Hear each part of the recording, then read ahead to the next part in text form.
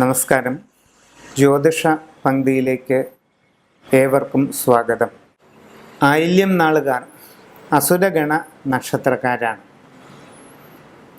വളരെയധികം ആലോചിച്ചു മാത്രം എല്ലാ കാര്യങ്ങളും ചെയ്യുകയും വളരെ ദീർഘവീക്ഷണത്തോടുകൂടി പ്രവർത്തിക്കുകയും ചെയ്യുന്ന സ്വഭാവമാണ് ആയില്യം നാളുകാരുടേത്. അതേസമയം മുൻകോപികളും കോപിച്ചാൽ വളരെയധികം തീക്ഷ്ണമായ പെരുമാറ്റം കാഴ്ചവെക്കുന്നവരുമാണ് ആയില്യം നക്ഷത്രക്കാർ. കലഹിച്ചാൽ ഏതൊരാളോടും ഏതറ്റം വരെയും എതിർക്കുന്നതിന് മടിയില്ലാത്തവരുമാണ് ആയില്യം നക്ഷത്രം. നിങ്ങളുടെ ഇപ്പോഴത്തെ സമയം വളരെ ദോഷകരമായിട്ട് തന്നെയാണ് കാണുന്നത്. വ്യാഴം നല്ല രാശിയിലല്ല നിലകൊള്ളുന്നത്. ഒക്ടോബർ 12 ശേഷം വ്യാഴം കൂടുതൽ പ്രതികൂലമായ സ്ഥിതിയിലേക്ക് മാറുന്നതാണ്. ശനി 6-ാം ഭാവത്തിൽ അനുകൂലമായി തുടരുകയും ചെയ്യുന്നു.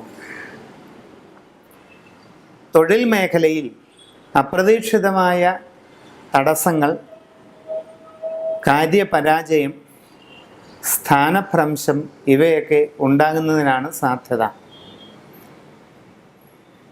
വളരെയധികം ഗൗരവമേറിയ ബിസിനസ്സുകളിൽ ഏർപ്പെട്ടിരിക്കുന്നവർക്ക് കടുത്ത നഷ്ടം ഉണ്ടാകുന്നതിന് സാധ്യതയുള്ള ചില സാഹചര്യങ്ങൾ ഉണ്ടായേക്കാം. സ്വയം തൊഴിൽ ചെയ്യുന്നവർ വളരെ നന്നായി ആലോചിച്ചും ശ്രദ്ധിച്ചും ഓരോ കാര്യത്തിലും ഇടപെടേണ്ടത് അത്യാവശ്യം തന്നെയാണ്. ഏത് കാര്യത്തിലും ശരിയായ പഠനം നടത്തിയിട്ട് മാത്രം ഇടപെടുന്നതാണ് ഇപ്പോൾ ഉത്തമം. കുടുംബത്തിൽ പല വിധത്തിലുള്ള അസ്വസ്ഥതകളും ക്ലേശങ്ങളും അനുഭവപ്പെട്ടേക്കാം.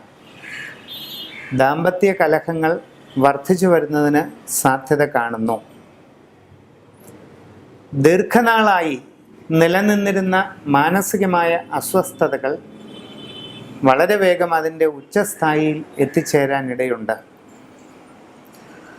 നിങ്ങളുടെ രാശിമണ്ഡലത്തിൽ വളരെ ദോഷാത്മകമായ ഒരു താരകയോഗം രൂപം കൊള്ളുന്ന കാലഘട്ടമാണ്. നിങ്ങളുടെ മനക്ലേശങ്ങളെ ശരിയായി ഉൾക്കൊള്ളുകയും നിങ്ങളുടെ വിഷമങ്ങൾക്ക് ഏറ്റവും അനുകൂലമായ പരിഹാരം കണ്ടെത്തുകയും ചെയ്യാൻ സാധിക്കുന്ന ഒരു ആചാര്യനുമായി അടുത്ത് തന്നെ കൂടിക്കാഴ്ച നടക്കുന്നതിനുള്ള സാധ്യതയാണ് കാണുന്നത്. ഒക്ടോബർ മാസത്തിന് ശേഷം പല കാര്യങ്ങളിലും അപ്രതീക്ഷിതമായ ഗുണകരമായ പരിവർത്തനങ്ങൾ ഉണ്ടാകുന്നതും ജീവിതത്തിൽ ഭാവിയിൽ വളരെ ഉയർച്ചയും പുരോഗതിയും നേടുന്നതിന് സഹായകമായ ചില സാഹചര്യങ്ങളിലേക്ക് എത്തിപ്പെടുന്നതുമാണ്. ശരിയായ രാശി വിചിന്തനം നടത്തി ഉചിതമായ പരിഹാരക്രിയകൾ ചെയ്യുന്നത് വളരെ നന്നായിരിക്കും. തൽക്കാല ദോഷനിവാരണത്തിന് ഒരു മഹാനവഗ്രഹ ശാന്തി നിങ്ങളുടെ വീടിനുള്ളിൽ നടത്തുന്നത് വളരെ ഗുണകരമാണ്. അതോടൊപ്പം സമുദ്രനീലം എന്ന രത്നക്കല്ല് വെള്ളിയിൽ ലോക്കറ്റായി നിർമ്മിച്ച് മാലയിൽ കോർത്ത് ധരിക്കുന്നതും വളരെ പ്രയോജനം ചെയ്യുന്നതായി കാണുന്നു.